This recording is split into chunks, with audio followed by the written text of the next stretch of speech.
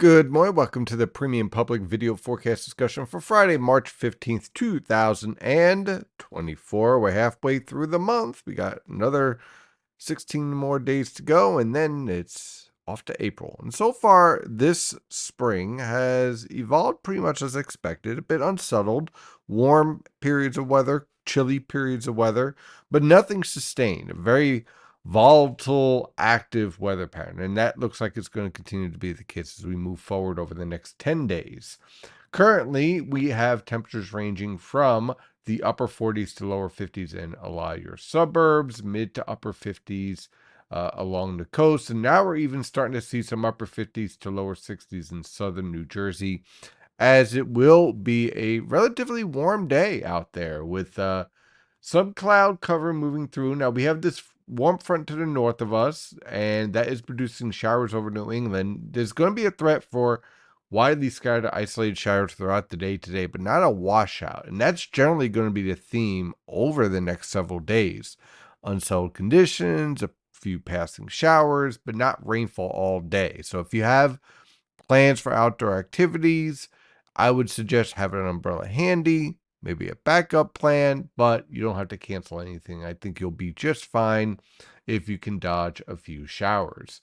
And so when we take a look at the infrared satellite picture, you could see the evolution of this storm. Let's refresh this real fast just to pull up the latest data. There it is. Now, what's happening is that we have a clash of jet streams. What does that mean? Well, remember what I said. The subtropical jet stream and the polar jet stream are the two main jet stream couplets that we watch over North America, over the United States. Now, sometimes you can add in the Arctic jet stream, but that is not for this discussion. So what you have as a result is this cold front boundary is kind of stalled out here, and waves of showers and thunderstorms, and some nasty thunderstorms down here towards the Mississippi River Valley and the Tennessee River Valley continue to develop due to this clash. And you can see that very nicely here. First, at 850 millibars, there's our low pressure system in the mid levels that we are watching lifting through New England. Again, the frontogenesis here is keeping all your steady showers over New England. Then you are in the warm sector over the northern mid-Atlantic down to the Gulf Coast. Now, notice you have winds coming in from the west around the northern mid-Atlantic, but from the southwest over the southeast and southern mid-Atlantic. So what you have here is a clash between the polar and subtropical jet streams. The subtropical jet stream is supporting your high pressure system over the Bahamas, which is very much a signal that La Nina is starting to gain more and more influence while our polar jet stream tries to dig south. And again, that shows up very nicely here at 850 millibars. There is our polar jet stream influence. Here's our subtropical jet stream influence. And again, you can see the interaction, the clashing. Now, in the subtropical jet stream, you have this divergence and diffluence. See how it's kind of like a Y here? Or you can even call it a V. Okay. Now, what that supports is a lot of lifting in the atmosphere. So this is why you're seeing your severe thunderstorms and explosive development. And again, when we go back at the infrared satellite picture, you can see the very cold cloud tops that have developed as a result. Remember, the colder the cloud tops, the stronger the lifting, because what this is showing is that the cumulus nimbus is able to build up way up in the atmosphere. And so it's only able to do that via strong lifting. So that lines up perfectly with this jet stream configuration. Meanwhile, you have your polar jet stream here that's trying to dig south. Now, look, it's been disrupted because the polar vortex has basically been broken up into several different pieces. But because of the time of year, and also because of the way that the polar vortex broke up, with most of the polar vortex ending up in Russia, this led to a weaker signal here. So all the talk about, a well below normal temperatures taking hold really comes down to a moderation of a couple of days of slightly below normal temperatures, but nothing that is extreme, nothing that would support any type of major storm for the northern mid-Atlantic. Now, northern New England, That's something you might have to watch out for as this pattern evolves. But basically, what will happen is that the polar jet stream supports this displaced trough over Canada and supports the push of polar air southward, but very slowly. And by the time it gets here, the air mass is going to moderate while pushing south.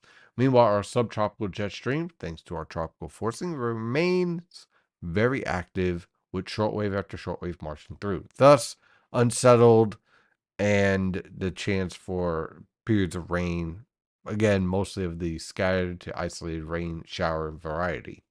So taking a look at our lifting parameters, this is at 500 millibar PVA. Now, again, this is positive vorticity advection. So what you have here is a series of shortwaves swinging on throughout the weekend. And as they do so, this trough here, so associated by this upper level low in Quebec, is going to try to push south. We end up with this more of a westerly wind component here in the upper levels of the atmosphere. So we're not getting the brunt of the cold air transport. But we're also suppressing our storm track in the subtropical jet stream. So this leads to a series of shortwaves moving through over the next 90 hours, and our shortwaves in the mid levels of the atmosphere swinging through, keeping that threat for isolated showers. And our cold air transport slowly bleeds in very gradually over the next 90 hours. And notice as it's pushing south, as it's trying to get further into the United States, it's moderating while doing so. So it's moderating at the surface and it's moderating at the mid levels. This means that by the time the cold air gets to us, it doesn't have as much of a impact. So it swings on through. Look how fast it moderates. The pure Arctic air stays up in Canada. And we remain, again, this is the most significant portion of period of time in which the disruption of the polar vortex is going to be impacting North America. And what you essentially have is your only potential for a major storm here is going to be end of next week into next weekend, where we could have a pretty significant rainstorm. But there's a couple of factors that I just want to point out. First of all, this ridge is way displaced. So this tells me, first of all, this interaction might not actually be as robust as what's being shown here in the guidance. So what you want to do when you're looking for a major storm is that you want to have this ridge axis locked in, and you clearly do not have that here in this pattern. You have your ridge trying to build, but it gets displaced to the east. So this may mean that your storm that you're seeing here in the guidance, and most likely some people are very excited about because they see this cold air trying to bleed in. Well, the orientation of the 500 millibar pattern would suggest this gets displaced to the east and generally misses us. So I'm not really all that impressed with it yet.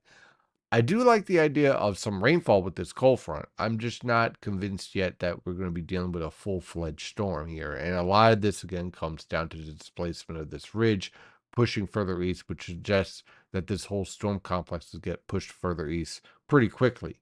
So maybe it rapidly develops, but it also rapidly exits out. So there's a lot of uncertainty here in the evolution here. But also, this tells us that a Pacific air mass is going to be rushing in just as quickly.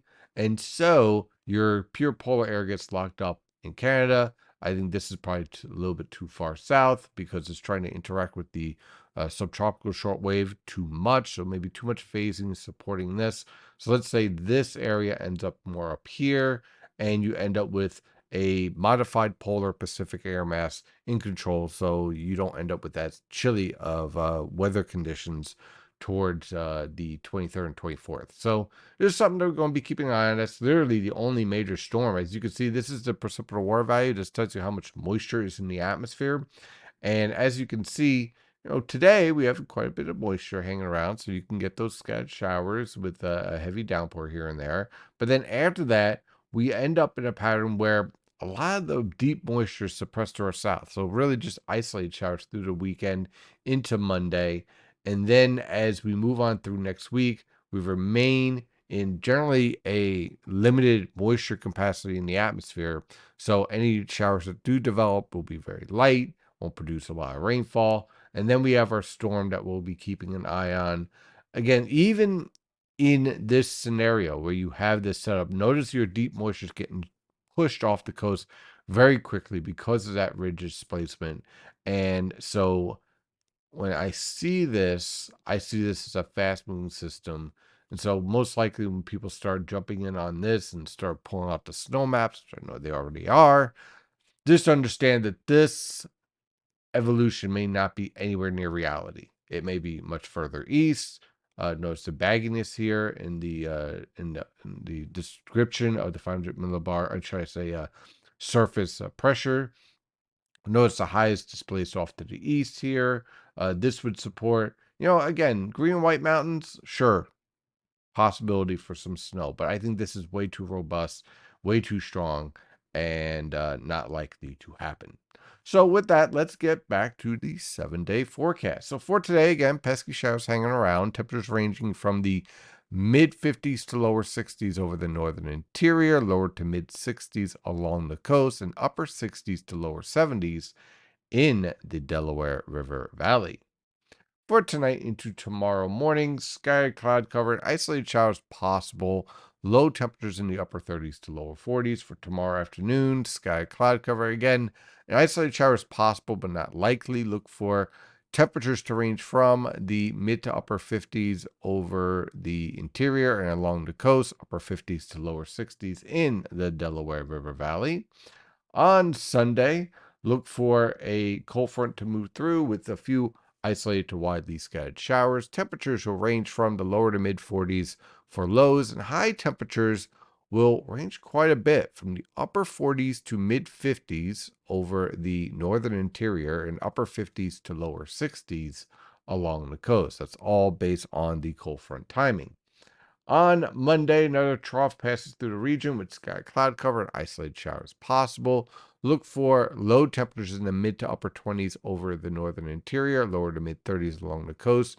High temperatures in the mid to upper 30s over the northern interior and lower to mid 40s along the coast. So again, that's going to be your chilly period of weather. By the time you get to Tuesday, you get scattered cloud cover again, isolated showers possible but not likely. Still chilly out there with low temperatures ranging from the lower to mid 20s over the northern interior, upper 20s to lower 30s along the coast. High temperatures in the lower to mid 30s over the northern interior and upper 30s to lower 40s along the coast. So rather chilly out there, right? And then on Wednesday, we have another low pressure system passing to our north with again some widely scattered isolated showers. Not looking for anything significant here at all. If you're looking for any type of widespread precipitation, probably want to head up towards New England, Maine, those locations. Look for temperatures to range from the mid to upper 20s for lows, and high temperatures to range from the lower to mid 40s over the northern interior, mid to upper 40s along the coast. And on Thursday, look for scattered cloud cover with low temperatures in the upper 20s to lower 30s and high temperatures in the lower to mid 50s over the northern interior and along the coast, mid to upper 50s in the Delaware River Valley. And on Friday, our low pressure system approaches. Expect increasing clouds with scattered showers. Temperatures will range from the lower to mid 30s for lows, and high temperatures will range from the upper 30s to mid 40s over the northern interior, and upper 40s to lower 50s along the coast, and lower to mid 50s in the Delaware River Valley. That's your forecast discussion for today. Have a wonderful day, and as always, stay safe out there.